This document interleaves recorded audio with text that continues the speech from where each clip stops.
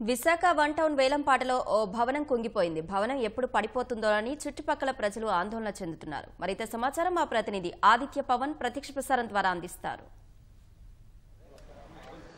ప్రస్తుతం విశాఖపట్నం వన్ టౌన్లోని వెలంపేట ప్రాంతంలో ఉన్నాం. మన వెనక కనిపిస్తుంది కసిరెడ్డి ప్లాజా. ఇది మొత్తం 5 అంతస్తులు నివాస మరియు వర్తక సముదాయం. కిందంతా కూడా కమర్షియల్, పైన 8 అపార్ట్మెంట్లు ఉన్నాయి. 8 ఫ్లోర్, మొత్తం 8 సంబంధించినటువంటి ఫ్లాట్లు ఉన్నాయి. నివసిస్తున్నారు. కిందంతా కూడా కమర్షియల్ కాంప్లెక్స్.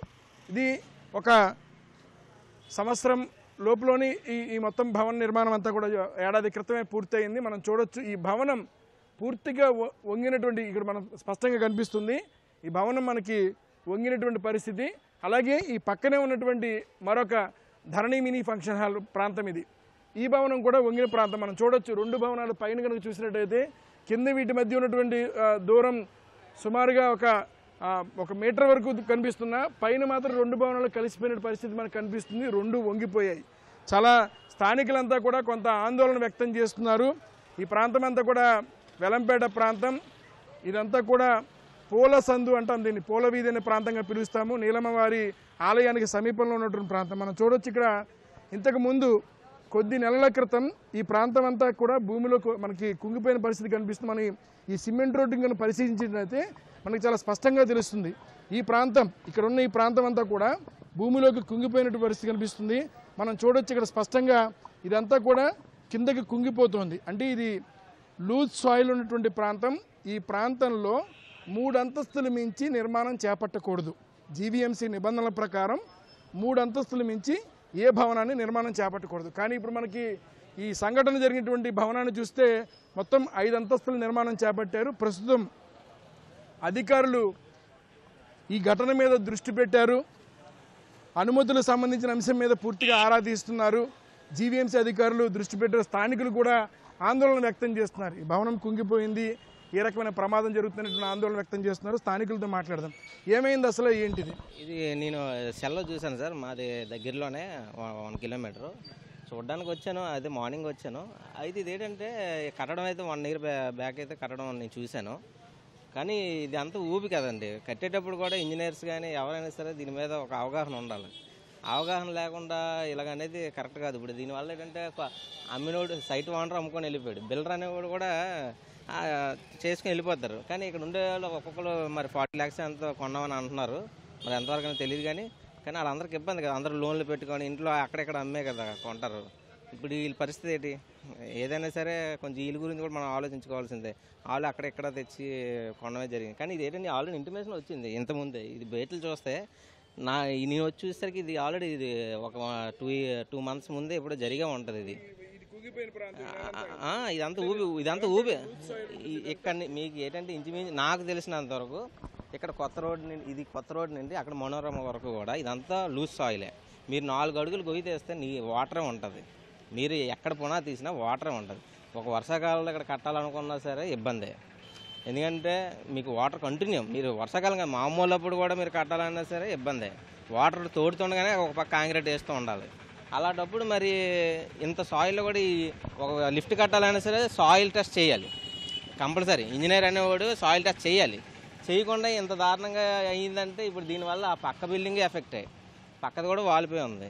ఇది కూడా మరి వాళ్ళకు కూడా మరి హెచ్చరించాలని నేను అనుకున్నా. ఇంజనీర్లని, ఈ బిల్డర్ని వాళ్ళకు కూడా సరైన న్యాయం చేయాలి.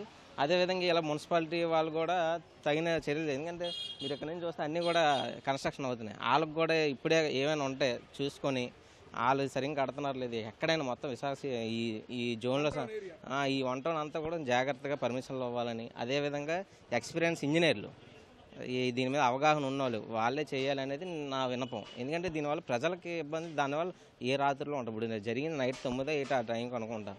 దానివల్ల ఏంటంటే వీళ్ళు పడుకున్న నిద్ర గాడలు ఉన్నప్పుడు నిజంగా ఏదైనా అయితే పిల్లలతో సహా ఎవరు మంచి నిద్రలో ఉన్నామంటే ఇంకెవరు ఏం చేయలేము. అది దీని మీద ఒక మంచిగా చేస్తే ఎవరైనా సరే ఇంజనీర్లు అయినా సరే కొనేటప్పుడు కూడా ప్రజలకు అదే చెప్తున్నాం. ఏదో కట్టిచ్చేస్తున్నారు అనేది కాదు, అక్కడ ఎంత నాణ్యత ఉంది, ఎంత బాగా కట్టారు, అసలు ఈ ఏరియా గురించి తెలుసుకొని కట్టినోడు కూడా ఎక్స్పీరియన్స్ లేదా తక్కువకి వచ్చేస్తుందని కొనేయడం కాదు. ఇది కూడా చూసుకుంటే మీకు రోడ్డు నుండి కూడా ఇది చాలా దగ్గరగా ఉంది. ఏ విధంగా పర్మిషన్ ఇచ్చారనేది తెలియట్లేదు. ఒకసారి దీని గురించి కూడా కొంచెం మున్సిపాలిటీ వాళ్ళు ముందుకి రావాలని కోరుకుంటున్నాం. ఇది స్థానికులైతే చాలా ఆందోళన చెందుతున్నారు. ఎందుకంటే ఈ భవనం ఒకవైపు వంగిపోయింది, పక్కన ఉన్నటువంటి మరొక భవనం కూడా వంగిపోయి కనిపిస్తుంది. ఈ రెండు కూడా ప్రధానంగా వాటి కింద ఉన్నటువంటి భూభాగం ఏదైతే ఉందో ఇది లూజ్ సాయిల్. ఎందుకంటే గడిచిన కొద్ది రోజుల్లో కూడా వర్షం పడినది. ఇది లోతట్టు ప్రాంతం.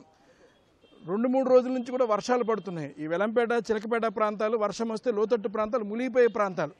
అటువంటి ఒక రకంగా చెప్పాలంటే ఇది మనకి లూజ్ సాయిల్ ఉన్నటువంటి ప్రాంతం. ఇలాంటి ప్రాంతంలో ఇంత భవనం కట్టడం కూడా కొంత ప్రమాదానికి కారణమైనటువంటి అభిప్రాయం వ్యక్తం చేస్తున్న స్థానికులు అయితే ఆందోళన చెందుతున్నారు. ఏమంటారు మీరు దీని గురించి? ఏమంటారంటే మరి ఇలాగ ఉండకూడదు కదండి, ముందే తెలుసుకోవాలి. మరి వీళ్ళు రేంజర్ కదా, ఇప్పటికీ ఫ్యామిలీలు చాలామంది ఉన్నారు లోపల. అదన్నది దీనికి అయితే ఫ్యామిలీలు ఉన్నారు, ఉన్నారు 2 సంవత్సరాలు. అవి చూసుకొని మరి నా దృష్టిలో 2 సంవత్సరాలు అయింది. 2 మొన్న 3 రోజులు అయిందండి, 3 రోజుల కిందట. లోతైన ప్రదేశం, లోతైన ప్రదేశం, ఊబి భూమి.